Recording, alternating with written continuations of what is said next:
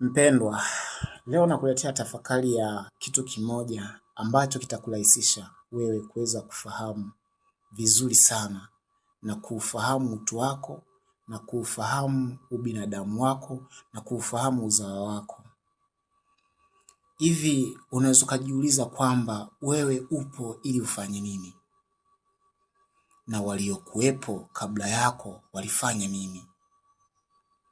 Hapo ukijiuliza kitu kama hicho, kishamaliza kujiuliza kitu kama hicho, unaweza kuanza kujitafuta ili ujitazame, ili upate majibu.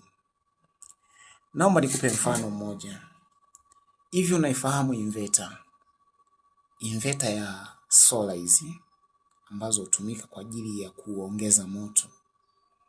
Pindi solar inapofua moto na kupeleka kwenye betri, na betri huwa inafua moto kupeleka kwenye inverter, na inverter inaufua moto kuubadilisha kwenye system na kuweka kuwa ni moto wa umeme badala ya kuwa moto wa kawaida. Ina maana inverter hiyo unaweza kutumia kitu cha umeme.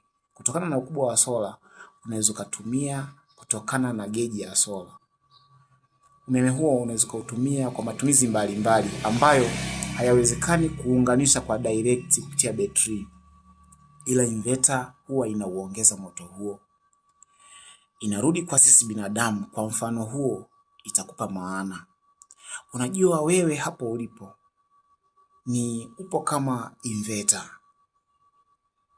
Inastahili ufue moto mkubwa wa kuweza wewe kuwawezesha waje kutumia vizuri wale. Nikisemea wale nadhani inafahamika. Yaani namaanisha uzawa wako. Yaani ufue moto ili uzawa wako usitumie kwa shida. Yaani upate moto wa kutosha kupitia wewe inverter. Inverter huwa inakuza moto. Na wewe inatakiwa usimame kama inverter ukuze moto. Ili na wao waje kusimama kwa upande wao wakuze moto zaidi. Uzidi kuwaka mbali zaidi. Na sio wewe tu kifeli inverter, ujue umefelisha vile vitu kutumika kwenye mambo mengi sana.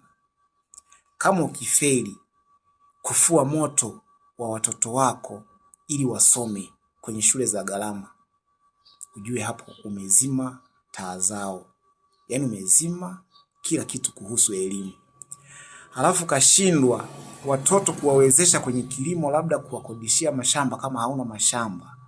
Ujue umezima ule moto wa kwenda kufanya kilimo watoto.